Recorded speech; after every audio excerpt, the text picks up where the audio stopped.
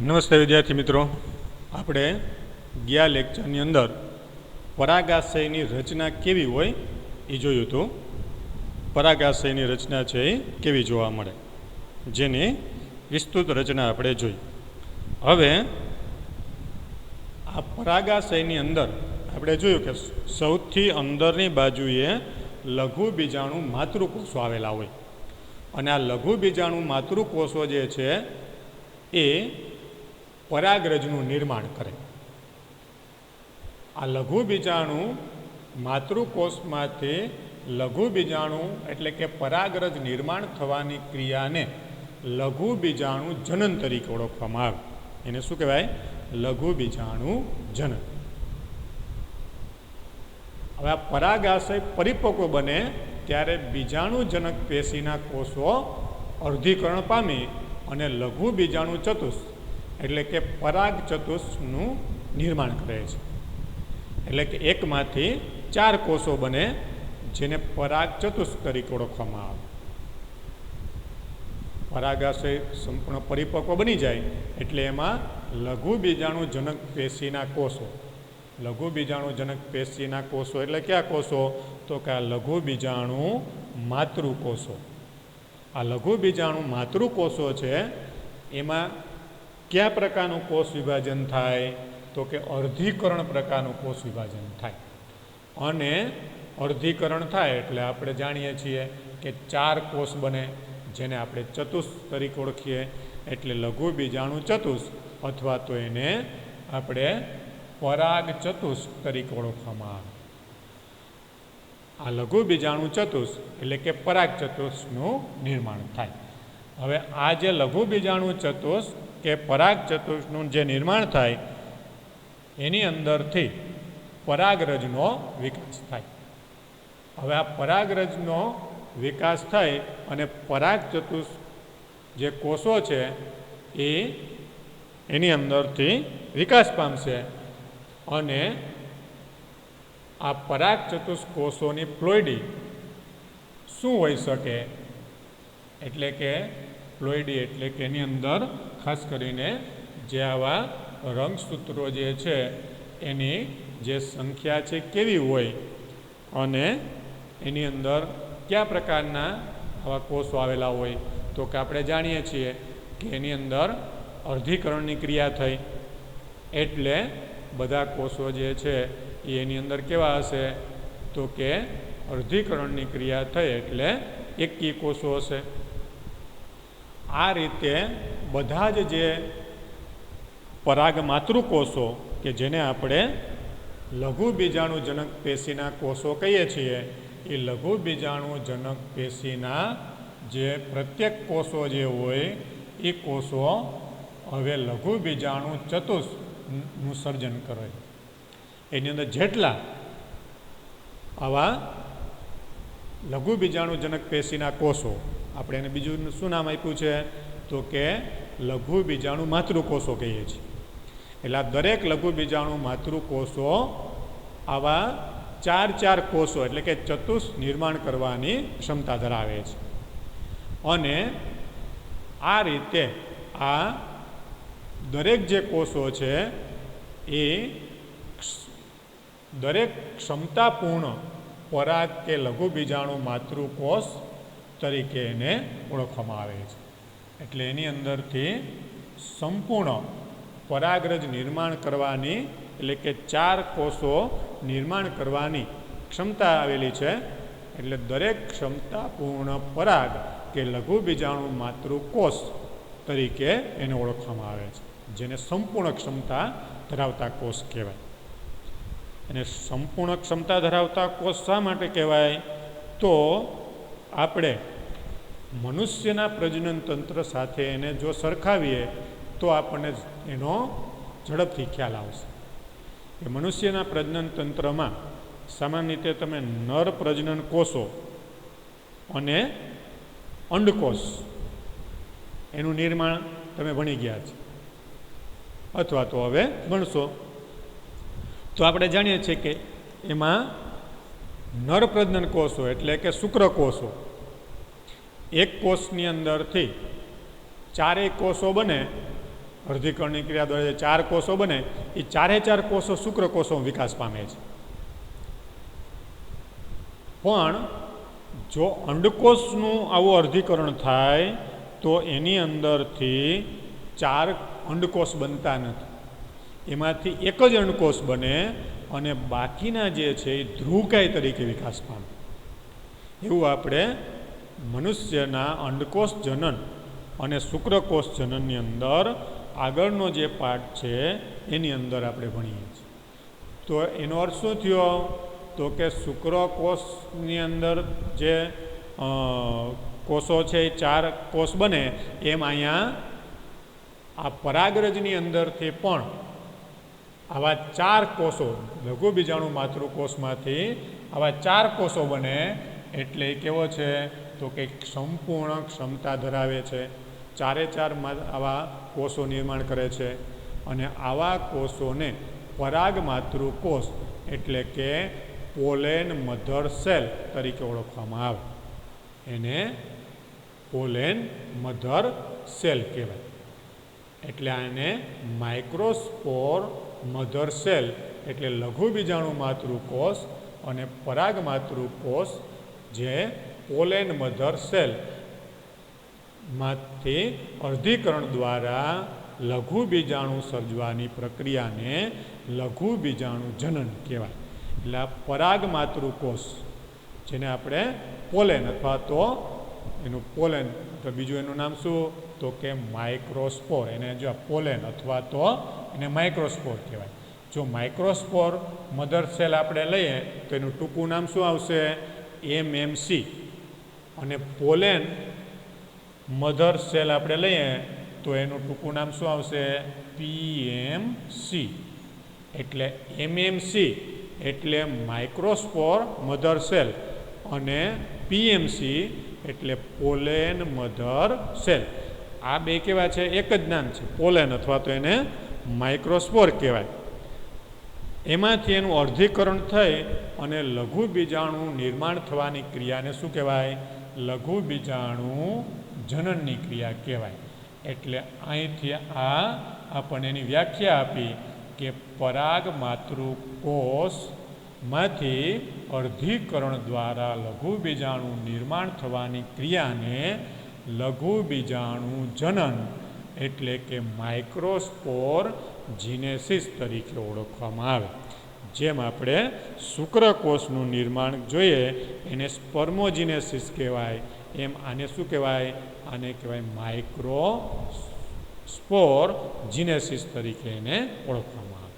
એટલે લઘુ બીજાણુ જનનની અહીંયા આપણને એકદમ ટૂંકમાં અને સ્પષ્ટ રીતે વ્યાખ્યા આપી કે લઘુ બીજાણુ જનન એટલે શું? તો કે પરાગ માતૃકોષમાંથી અર્ધીકરણ દ્વારા લઘુ બીજાણુ સર્જવાની પ્રક્રિયાને લઘુ બીજાણુ જનન કહેવાય. આ લઘુ બીજાણુ સર્જાય ત્યારે તે 4 કોષોના સમૂહ સ્વરૂપે આવેલ છે. એટલે આવા 4 કોષો છૂટા નથી પડતા, પણ 4 કોષો જે છે એ એકબીજા સાથે જોડાયેલા હોય એટલે 4 કોષોના સમૂહમાં આવેલા છે. જેમ કે એક કોષમાંથી પહેલાં આ રીતે એની અંદરથી 2 કોષ બને ત્યારે 2 કોષો આ રીતે એકબીજા સાથે જોડાયેલા છે. વળી પાછા એ 2ની અંદરથી આ રીતે આવા 4 કોષોનું સર્જન થાય. એ 4 કોષો આ રીતે એકબીજા સાથે જોડાયેલા છે એટલે એને ચતુસ્તરિક ઓળખવામાં આવે. આ રીતે પહેલાં એક કોષ હતો જેની અંદરથી આવા 2 કોષ બન્યા. 2 કોષ જોડાયેલા હતા એમાંથી 4 કોષ બન્યા એટલે 4 કોષ જોડાયેલા છે એટલે આને શું કહેવાય? પરાગ ચતુષ તરીકે ઓળખવામાં આવે. એટલે લઘુ બીજાણુ ચતુષ અથવા પરાગ ચતુષ કહેવાય.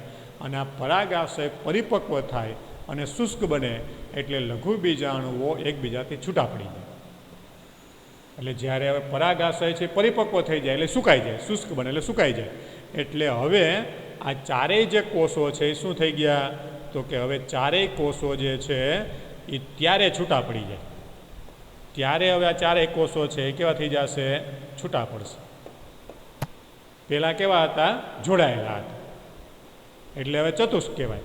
પણ એ છૂટા ક્યારે પડે તો કે પરાગાશય પરિપક્વ થાય અને શુષ્ક બને એટલે હવે આ ચારેય કોષો છે એકબીજાથી છૂટા પડી જાય અને એમાં પરાગરજમાં એનો વિકાસ થાય. એટલે હવે આપણે એને પરાગરજ તરીકે ઓળખી શકીએ અને એમાં હવે પરાગરજનો વિકાસ થાય. આ દરેક લઘુ બીજાણુ ધાનીમાં હજારોની સંખ્યામાં આવી પરાગરજ એટલે કે લઘુ બીજાણુ આવેલા હોય. આ દરેક જે લઘુ બીજાણુ ધાનીઓ હોય એની અંદર હજારોની સંખ્યામાં આવી લઘુ બીજાણુઓની રચના અથવા તો પરાગરજ આવેલા હોય અને પરાગાશયનું સ્ફોટન થાય એટલે આવી પરાગરજ છે એની અંદરથી એટલે કે લઘુ બીજાણુઓ છે એની અંદરથી મુક્ત થાય. જે આપણને આગળની જે ઉપર આકૃતિ છે એની અંદર દર્શાવેલું છે કે આ પરાગાશયની અંદર આ જે ચારેય કોટર છે એની અંદર આવી પુષ્કળ અસંખ્ય સંખ્યામાં હજારોની સંખ્યામાં આવી પરાગરજ છે આવેલી હોય. આવી પરાગરજ છે એ આ રીતે હજારોની સંખ્યામાં આવી પરાગરજ આવેલી હોય અને આ પરાગરજ જે છે એ જ્યારે સંપૂર્ણ વિકાસ પામી જાય એટલે બહારના જે સ્તરો છે એ અમુક જગ્યાએથી તૂટે અને એની અંદરથી આ બધી પરાગરજ છે એ એમાંથી બહાર નીકળે.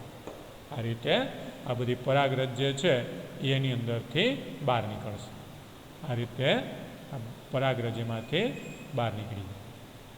આ રીતે આ જે પરાગાશય છે એ જ્યારે સંપૂર્ણ પરિપક્વ થાય ત્યારે એનું સ્ફોટન થાય અને એમાંથી આવી પરાગરજ જે છે એ બહાર નીકળે છે. એટલે આ રીતે આવી પરાગરજ જે છે એ પરાગાશયમાંથી બહાર નીકળી અને એ ફેલાય અને એનું જુદી જુદી રીતે વહન થઈ અને એમાંથી પછી નરજન્યુઓ એટલે કે એની અંદરથી પછી જેને આપણે નરજન્યુ કહીએ છીએ, પ્રાણીઓની અંદર આપણે નરજન્યુને શુક્રકોષ કહીએ છીએ અને વનસ્પતિની અંદર આપણે એને નરજન્યુ કહીએ છીએ. એ નરજન્યુનો વિકાસ થાય.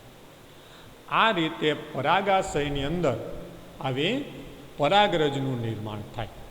પરાગાશયની અંદર આવી પરાગરજનું નિર્માણ થાય એટલે આ પરાગરજ જે છે એ પરાગાશયની અંદર વિકાસ પામશે. એટલે અહીંયા આપણને આ તરુણ પરાગાશયનો આવો આડો છેદ આપ્યો એ તરુણ પરાગાશયનો આડો છેદ છે. જો આપણે એને પરિપક્વ સ્વરૂપે લઈએ તો આ પ્રકારની જે આ પરાગરજ છે એની અંદર આવા વિસ્તારો છે અલગ ન પાડી શકાય. તરુણમાં અલગ પાડી શકાય કારણ કે એમાં વિકાસ થઈ ગયો હોય ને એટલે પછી અલગ પાડી શકાય ને. એટલે તરુણ પરાગાશયનો આડો છેદ છે જેમાંથી એક લઘુ બીજાણુ ધાનીની દિવાલના સ્તરો છે એ આપણને અહીં મોટા કરીને દર્શાવેલા છે.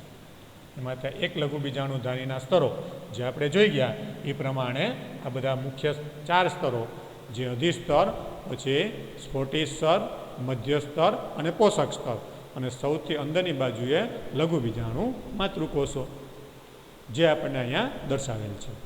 અને નીચે આ પરાગાશય જે છે એ જ્યારે સંપૂર્ણ પરિપક્વ થાય અને એનું સ્ફોટન થાય ત્યારે આ ત્રીજી જે આકૃતિ છે એની અંદર સી આકૃતિમાં આપણને સ્ફોટન પામતું અને પરિપક્વ આવું જે પરાગાશય છે એ દર્શાવેલું છે. એટલે આ રીતે આ પરાગાશય અથવા તો લઘુ બીજાણુ ધાનીની રચના છે અને એની અંદર પરાગરજ છે એ નિર્માણ થાય. આ રીતે આપણે જો પ્રશ્ન આની અંદરથી આપણને પૂછવામાં આવે તો કઈ રીતે પ્રશ્ન પૂછે એ આપણે જોઈ લઈએ કે જેમાં આગળ આપણે જોયું કે જે પુકેસર અથવા તો લઘુ બીજાણુ ધાનીની રચના, પુકેસર અથવા લઘુ બીજાણુ ધાનીની રચના, તો પુકેસર અથવા લઘુ બીજાણુ ધાની એની રચના કેવી જોવા મળે? પુકેસરની રચના અથવા તો લઘુ બીજાણુ ધાનીની રચના કેવી જોવા મળે? જો આ રચના આપણને પૂછવામાં આવેલી હોય અને એની આ રચના છે. જો આટલો પ્રશ્ન આપણને પૂછવામાં આવ્યો હોય તો આપણે આ પ્રશ્નનો જવાબ જે છે એ આ લઘુબીજાણુધાની આગળ પુકેસરની રચના આપી, પછી લઘુબીજાણુધાની રચના આપી. આજે આગળ જે આપણને આપી આ જે છે એ કોની રચના આપી? આ પુકેસરની રચના આપી. પહેલાં પુકેસરની રચના એટલે ઉપર તમારી ટેક્સ્ટ બુકની અંદર જ લખવું હોય તો અહીં લખી શકશો. આ રચના કોની છે? તો કે આ રચના જે છે એ પુકેસરની રચના છે. અને પછી આગળનો જે પ્રશ્ન છે એ પુકેસરની રચના આપણને પૂછે તો 2 માર્કમાં પૂછે અને એની અંદર જો આકૃતિ સહિત આપણને પ્રશ્ન પૂછ્યો હોય તો આ એ અને બી આ બંને આકૃતિ એની અંદર આ એ આકૃતિ અને આ બી આકૃતિ આ 2 આકૃતિ આપણે દોરવાની. પછી આપણને એમ કે લઘુબીજાણુ ધાનીની રચના. તો લઘુબીજાણુ ધાનીની રચના છે એ અહીંથી આપણને પૂછે. 2 માર્કનો પ્રશ્ન પુકેસરની રચના, પછી લઘુબીજાણુ ધાનીની રચના પૂછે તો એ રચના છે એ અહીંથી આપણે લખવાની.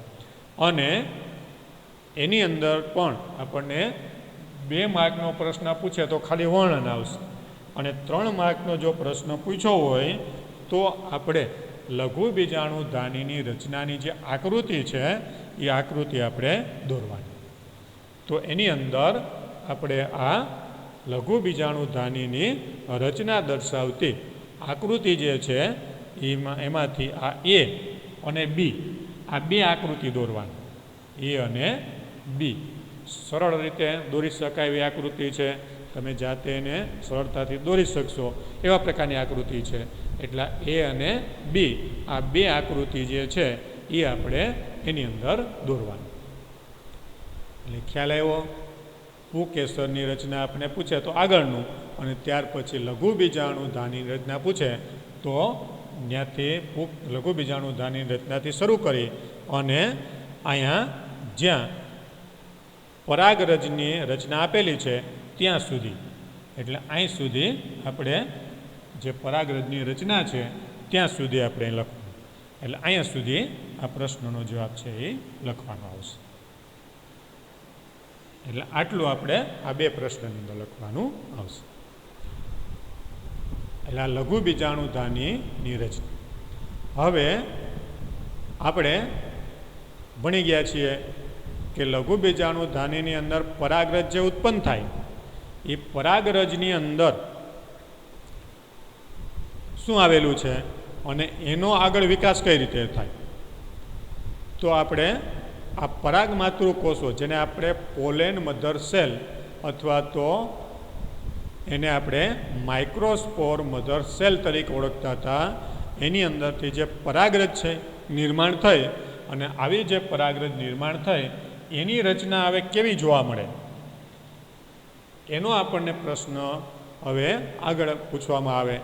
તો આપણે આવી પરાગરજને એની રચના કેવી હોય એ જો આપણે જોવું હોય તો પરાગરજની રચનાને આપણે અહીંયા સ્પષ્ટ રીતે જોઈ શકીએ.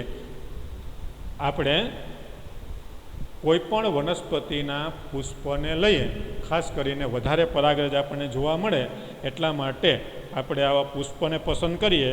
એ પુષ્પ જે છે એ કાં તો ધતુરાનું પુષ્પ હોવું અથવા તો જાસૂદનું પુષ્પ હોય એવા કોઈપણ પુષ્પને આપણે લઈ અને એનું જે પુકેસર હોય એ પુકેસર છે એની અંદર આવી પરાગરજ આવેલી હોય.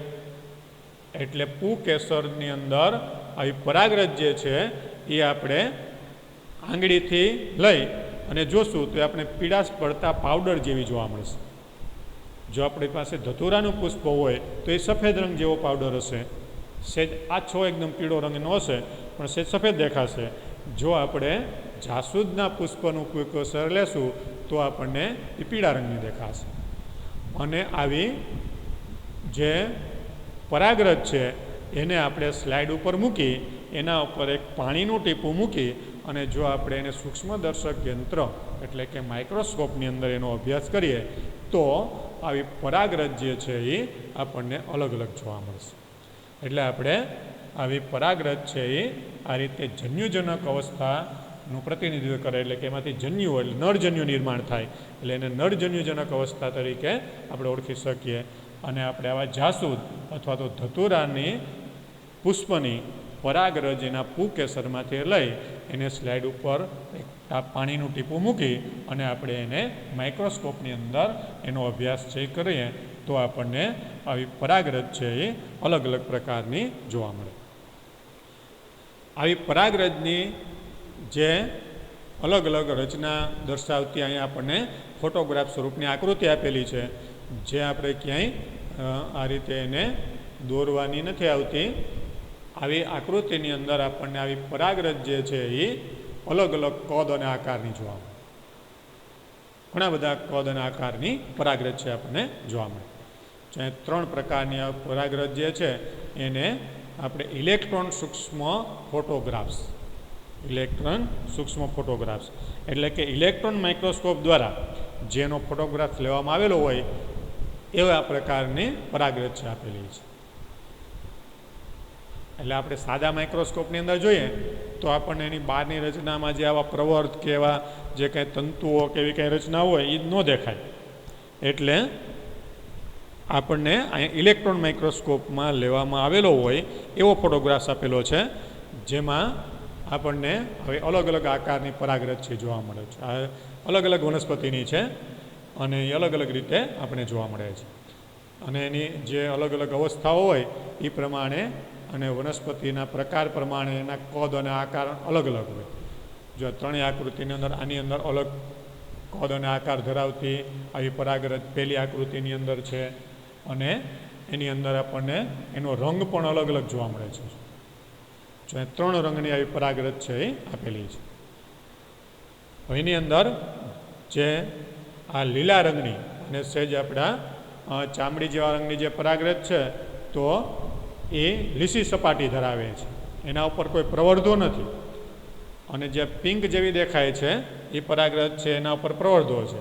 એ રીતે બીજી જે બાજુમાં આકૃતિ છે એમાં જે મોટી ગોળાકાર જે પરાગરજ છે એની સપાટી ઉપર પણ આવા કંટકો જેવી રચના આવેલી હોય, એટલે એ કંટકીય રચના ધરાવતી પરાગરજ છે. અને આવી કંટકીય રચના ધરાવતી એક જે આવી પરાગરજ છે એ આપણને વધુ મોટી કરીને અહીંયા આપેલી છે, જે બહારની સપાટી ઉપર આવા ઘણા બધા આવા પ્રવર્ધો ધરાવે છે. અને આવા પ્રવર્ધો ઉપરાંત એની સપાટી ઉપર આપણને આવા પ્રકારના આ જે છે આ સૂક્ષ્મ આ જે છિદ્રો છે, આ છિદ્રો છે એને જનન છિદ્રો કહેવાય. આપણે આગળ પરાગરજની રચના ભણશું એટલે ખ્યાલ આવશે કે આ જે બધા છે એ આવા છિદ્રો છે. આવા જનન છિદ્રો એની સપાટી ઉપર આવેલા હોય. આ જનન છિદ્રો જે છે એમાંથી જ્યારે પરાગરજનું અંકુરણ થાય ત્યારે એમાંથી પરાગ નલિકા જે હોય એ બહાર આવે. એટલે આવા જનન છિદ્રો એની સપાટી ઉપર જ્યાં ગોળાકાર બધા આપેલા છે એ આવા જનન છિદ્રો છે. એટલે આ રીતે અલગ અલગ વનસ્પતિની પરાગરજ જે છે એ અહીંયા આપણને આકૃતિની અંદર દર્શાવેલી છે. અને જેનો આપણી આજુબાજુ કોઈ એવી વનસ્પતિઓ હોય એના પુષ્પોને આપણે લઈ અને માઇક્રોસ્કોપની અંદર એનો અભ્યાસ છે એ કરી શકીએ. એટલે આ રીતે આવી પરાગરજનો આપણે અભ્યાસ કરીએ તો આપણને એના કદ, આકાર, રંગ, એની રચના છે એ અલગ અલગ પ્રકારની આપણે જોવા મળશે.